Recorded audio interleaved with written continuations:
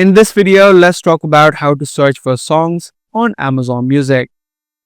If you're new to Amazon Music and have not listened to any songs inside of it or trying to find any new songs inside of Amazon Music, the way that you do it is by clicking on the search bar on the top right.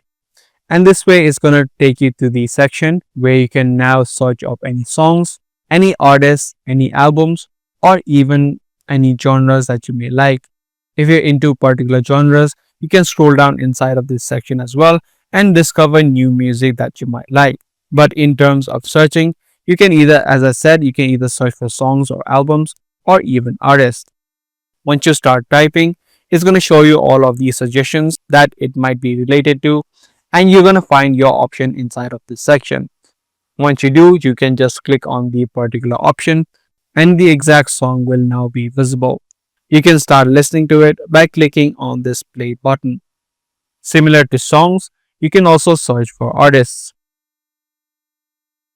And you'll be taken to the artist profile where you'll be able to view all of these songs that have been released inside of their profile.